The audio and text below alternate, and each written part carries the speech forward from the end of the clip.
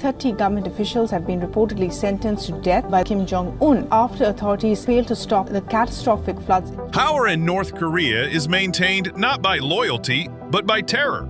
From executing teenagers for watching foreign movies to sending thousands of soldiers to die in Ukraine, Western officials believe at least 1,000 North Korean soldiers have been killed in Ukraine. Kim Jong Un's cruelty reaches from living rooms to foreign battlefields.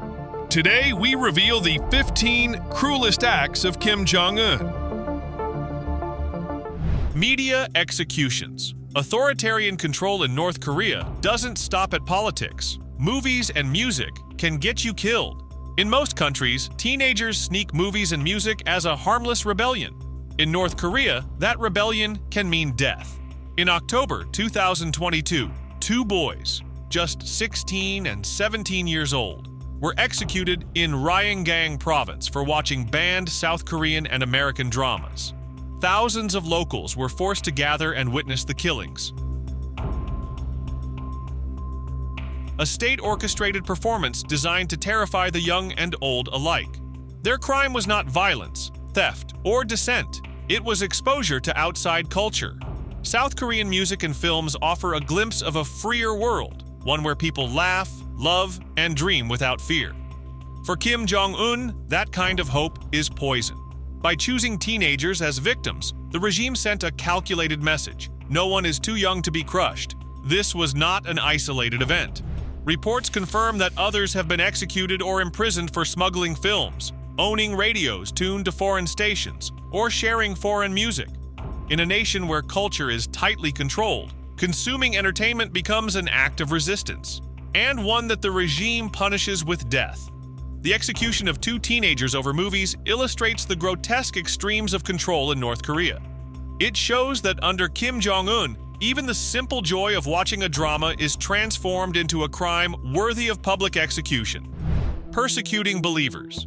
Worship isn't just banned in North Korea, it's criminalized as betrayal. Under Kim Jong Un, the persecution of religious believers, especially Christians, has intensified to some of the most extreme levels anywhere in the world. Christianity, in particular, is viewed by the regime as a direct threat to its ideology of Yucha and the Kim family's cult of personality. Believers are accused of undermining loyalty to the state, and even the possession of a Bible can lead to imprisonment, torture. Secret prayer groups, if discovered, are dismantled with deadly force, their members punished as enemies of the regime. Reports from defectors and human rights organizations describe entire families imprisoned simply for practicing their faith in private. Children grow up behind barbed wire because their parents were caught praying. Elderly believers, unable to work under forced labor quotas, are often beaten or left to die. It is not only Christians who suffer. Followers of shamanism and other underground religious groups are also targeted. Any belief system not sanctioned by the state is treated as subversion because it offers hope and authority beyond Kim Jong Un himself. International watchdogs consistently rank North Korea as the worst country in the world for religious freedom. For more than 2 decades, it has topped the list of nations where persecution is most severe. By criminalizing belief, Kim Jong Un ensures that devotion is directed only to him. In North Korea, worshiping God or any higher power is a crime punishable by death. Troop deployment to Ukraine. What began as domestic repression became international terror. By 2024, Kim Jong Un's reach knew no limits. In a move that shocked the international community, reports confirmed that Pyongyang deployed thousands of troops to Ukraine to support Russia's war effort. For many of these soldiers, the deployment was not a choice. It was a death sentence. Accounts from intelligence sources and defectors suggest that North Korean troops faced brutal conditions on the front lines. Poorly equipped and inadequately trained for modern warfare, many were sent into high-risk combat zones where casualties quickly mounted. Survivors described relentless shelling, minimal supplies, and the sense that they had been treated as expendable reinforcements rather than soldiers with value. For Kim Jong Un, the decision was political, an effort to tighten ties with Vladimir Putin and exchange manpower for economic and military aid. But for the families of the soldiers, it meant losing sons and fathers to a foreign war that was never theirs to fight. North Korea already demands absolute sacrifice from its people at home, whether through forced labor or famine endured in silence. Sending troops abroad to die for another nation's war only deepened the suffering, demonstrating once again that individual lives mean little to the regime's ambitions. The troop deployment underscored a chilling truth. Kim Jong Un's cruelty is not confined within North Korea's borders. It now extends onto foreign battlefields, where ordinary soldiers pay the price for a dictator's quest for power and influence. Mass executions of officials. Tragedy hit North Korea's Chagang province in 2024, leaving a deep scar on the region.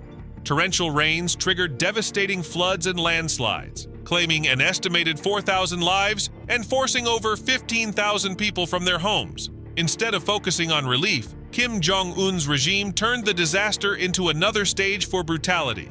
Reports revealed that as many as 30 government officials were executed on Kim's direct orders.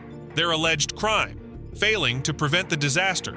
They were accused of corruption, negligence, and dereliction of duty, charges that in most nations would lead to dismissal, investigation, or reform. In North Korea, it meant death. These officials, some reportedly high-ranking, became scapegoats for a disaster beyond their control. They were about reinforcing Kim's absolute authority, showing both citizens and leadership that failure, or even the appearance of it, could end in a firing squad. The killings also served another purpose: diverting public anger away from the regime itself. By punishing officials, Kim shifted blame, portraying himself as a leader cracking down on corruption rather than a dictator presiding over a crumbling infrastructure.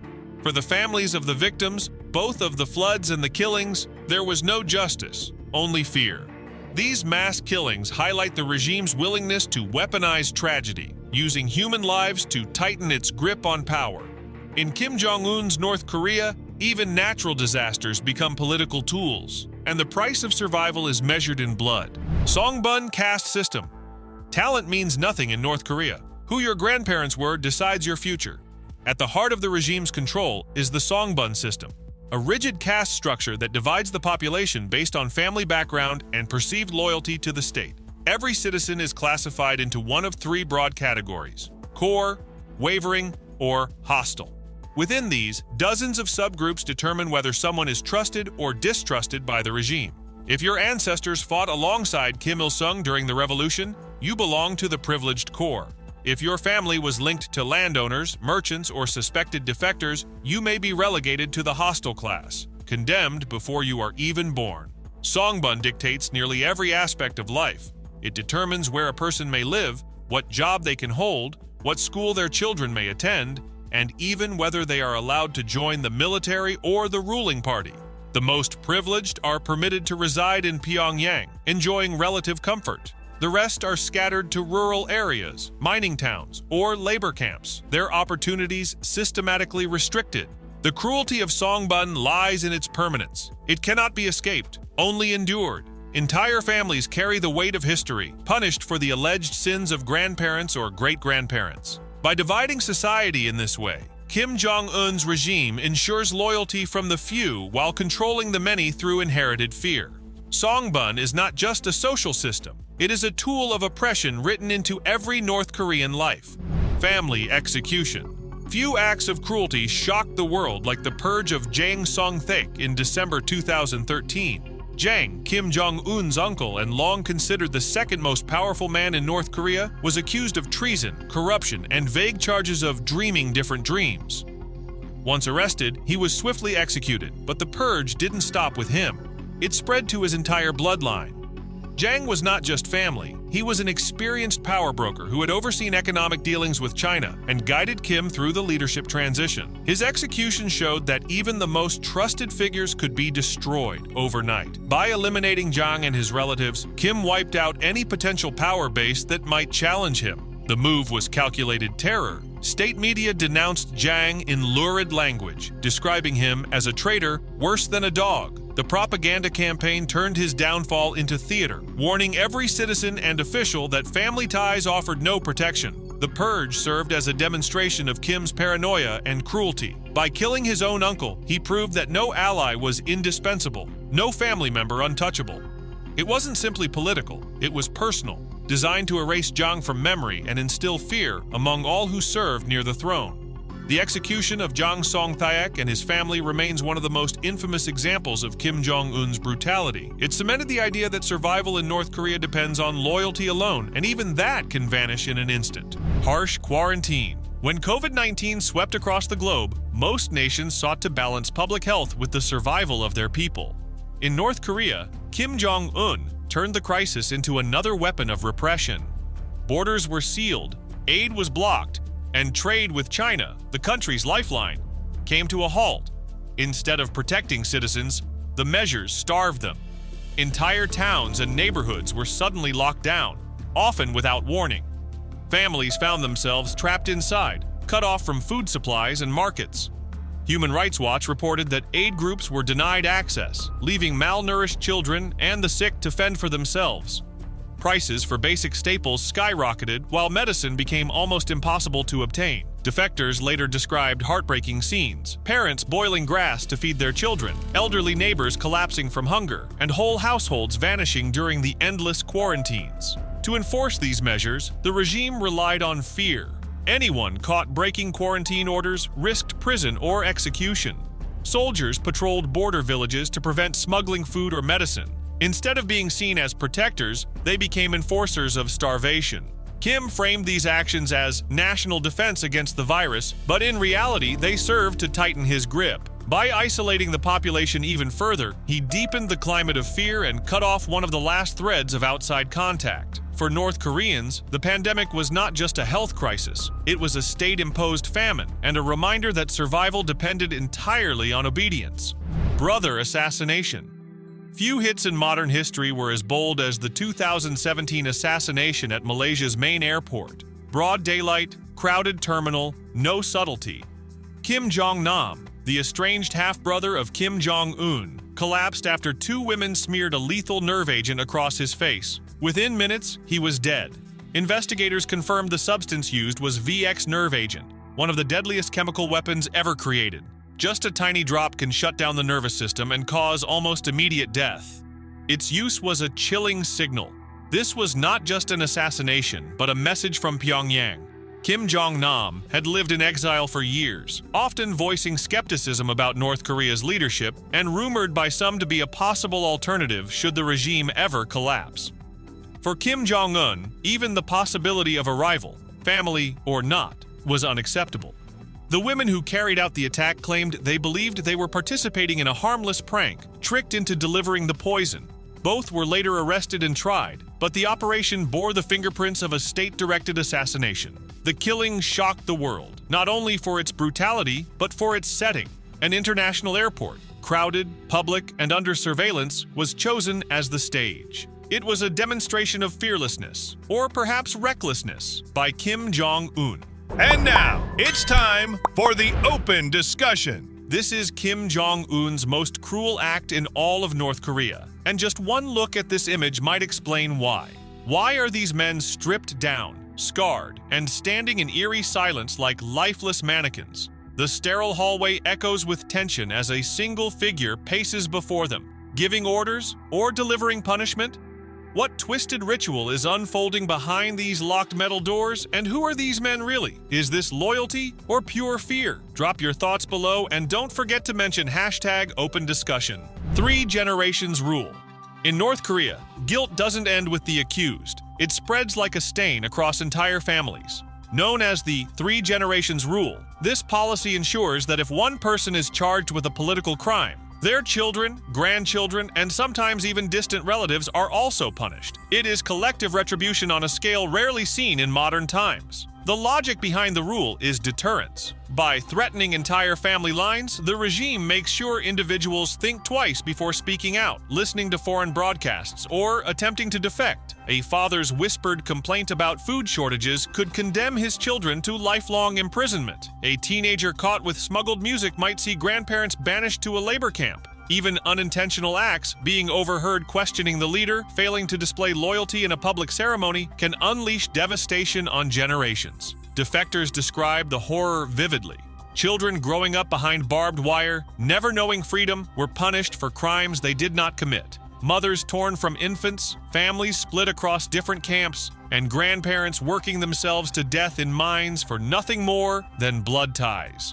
The cruelty of the policy lies not only in punishment, but in hopelessness. Families know that no matter what they do, their fate has already been written by someone else's supposed crime. By institutionalizing guilt, Kim Jong Un ensures that obedience is not just individual, but hereditary. Under the 3 generations rule, one accusation can destroy an entire bloodline forever. Brutal torture. The cruelty of North Korea's prison system defies imagination. Accounts from survivors reveal that torture cells exist not only for political prisoners, but for the most vulnerable, the elderly, women, and even babies. In these dark rooms, human dignity is stripped away, replaced by unimaginable suffering. According to defector testimonies and human rights reports, infants born inside prison camps are often left to die from exposure or neglect. Mothers describe being forced back to labor only days after giving birth, their children discarded as worthless to the state. Elderly prisoners, too weak to meet brutal work quotas, are beaten until they collapse, their deaths treated as routine. The methods of torture vary, but the intent is always the same: to break the spirit and instill terror. Survivors describe overcrowded cells where prisoners are denied food and water, beaten for the smallest infractions, and left without medical care. Death in these conditions is not an accident. It is part of the design. Perhaps the most horrifying detail is that these atrocities are carried out systematically, not by rogue guards, but under the direction of a regime that relies on fear as its foundation. The presence of babies and the elderly in such places shows that punishment in North Korea recognizes no innocence, no mercy, and no humanity.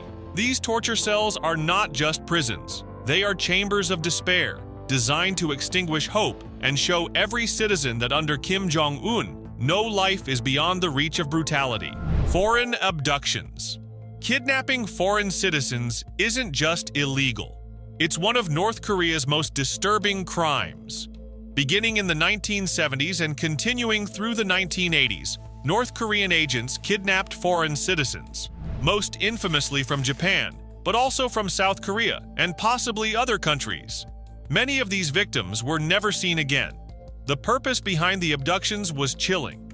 Some victims were forced to teach Japanese language and culture to North Korean spies preparing for overseas missions. Others were used for propaganda, their very existence hidden away to serve the regime's goals. In some cases, abductees were reportedly forced into marriages to ensure the loyalty of North Korean operatives. The Japanese government officially recognizes 17 of its citizens as abducted by North Korea, though many believe the true number is far higher. Only a handful were ever allowed to return home. The rest remain unaccounted for, their families left in decades of anguish, uncertain whether their loved ones are alive or dead. International pressure has repeatedly demanded accountability, but North Korea's leadership, under Kim Jong Un, continues to deflect responsibility. The abductions remain a source of deep tension between Pyongyang and Tokyo, and a symbol of the regime's disregard for human rights beyond its borders. The forced abductions show the terrifying reach of North Korea's cruelty, where ordinary people walking home from work or school could vanish into a dictatorship's shadow. Their fates serve as a haunting reminder. Under Kim's rule, even foreign soil could not guarantee safety. Gun execution. In May 2015, the world learned of one of Kim Jong Un's most grotesque acts of punishment, the execution of his defense minister, Yan Yong-chol. His alleged crime was shockingly trivial: falling asleep during a meeting and showing insufficient respect to the leader. For this, Hyun was reportedly strapped down and obliterated with anti-aircraft fire. The choice of weapon was deliberate. An anti-aircraft gun does not just kill, it annihilates, tearing a body apart in front of an audience. Hundreds of officials were forced to watch a performance staged to instill terror in the ranks. The message was unmistakable. Even the smallest sign of disrespect could mean a death more horrific than the crime itself. Hyun's execution demonstrated Kim's reliance on fear as the ultimate tool of control. It wasn't about punishing one man. It was about turning violence into theater, making obedience instinctive and unquestioning. This method of execution also underscored the leader's taste for spectacle. Where a bullet might have sufficed, Kim chose an approach designed to horrify and intimidate. The grotesque brutality was both a warning and a display of unchecked power. The execution of Hyun Yong-chol remains infamous because it blurred the line between discipline and sadism. It revealed a regime where death itself becomes propaganda, and loyalty is enforced not with trust, but with the terror of annihilation. Orchestra rumors. Among the many dark rumors that circulate from inside North Korea, few are as chilling as those tied to the country's famed Unhasu Orchestra, once celebrated as an elite ensemble. Reports from 2013 claimed that several members were executed, accused of violating morality laws or engaging in behavior deemed offensive to the regime. The accounts, though difficult to verify due to North Korea's secrecy, suggested that dozens of musicians and performers were rounded up and brutally killed, while their families were reportedly sent to prison camps under the regime's practice of collective punishment. For a state that relies heavily on cultural propaganda to showcase loyalty and prestige, such an act carried a deeper message. Even art, music, and talent exist only at the mercy of Kim Jong Un's authority. Later sightings of some members cast doubt on the full extent of the punishments, but the persistence of these stories underscores the climate of fear in North Korea. In a society where rumor and truth often blur, the mere possibility of such acts spreads terror among elites and reinforces Kim's reputation for merciless control. What makes these allegations particularly haunting is the symbolic nature of targeting an orchestra, artists whose role is to project the nation's image of refinement and cultural pride. Instead, they became reminders that in North Korea, no one, not even the most celebrated performers, is safe from suspicion or violence. Whether fully true or not, the story of the Unhasu Orchestra reveals the extent of fear in Kim Jong Un's North Korea, where even music can be silenced by brutality. Mass surveillance state. Daily life in North Korea is defined by one fact: there is no privacy. Under Kim Jong Un, the regime has built one of the most suffocating surveillance systems in the world, designed not just to punish disobedience, but to crush the very thought of it. The system begins with people themselves. Every neighborhood has loyalty groups where citizens are required to report on one another. Neighbors inform on neighbors, children on parents, and co-workers on co-workers. Families live with the constant fear that a careless word might lead to their imprisonment, or worse. This culture of suspicion corrodes trust, leaving loyalty only to the regime. Technology extends the state's reach. Televisions and radios are pre-tuned to government propaganda channels, sealed to prevent outside broadcasts. Phones and computers are routinely inspected. In public spaces, hidden microphones and cameras capture stray conversations. Travelers are stopped for random checks, and letters are censored before delivery. Even private homes feel like open cells, where any whisper could end up in a report to authorities.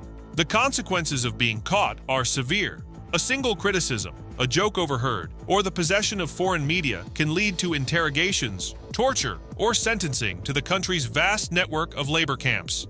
Yet the deeper cruelty lies not only in punishment, but in the psychological weight of constant monitoring.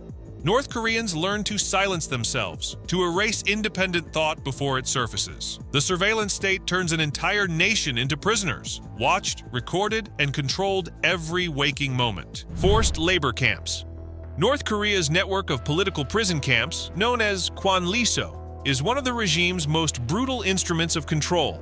Unlike ordinary prisons, these camps are reserved for enemies of the state, people accused of political dissent, attempting to defect, practicing religion, or simply being related to someone who did. Entire families can vanish behind their barbed wire fences, swallowed into a system designed to erase them from society. Inside, survival is reduced to the barest minimum. Prisoners wake before dawn and labor until nightfall, in mines, fields, or factories, regardless of age or health. Food is scarce: thin corn gruel, a few grains of rice, or watery soup. Medical treatment is almost non-existent, with injuries and illnesses left to fester. Guards routinely beat prisoners for failing to meet quotas or for the smallest acts of resistance.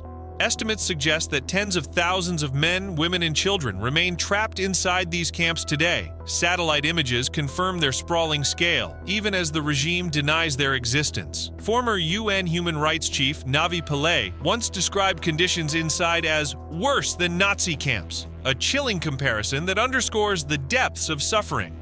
For those imprisoned, freedom is virtually impossible. Few are ever released, and even fewer survive long enough to tell their stories. The Cruelest are not relics of the past. They continue to operate today, standing as monuments to the cruelty of Kim Jong Un's rule. Thanks for watching. If this video gave you insight, hit like, subscribe, and share your thoughts in the comments. Stay tuned for more content exposing the truth behind powerful leaders.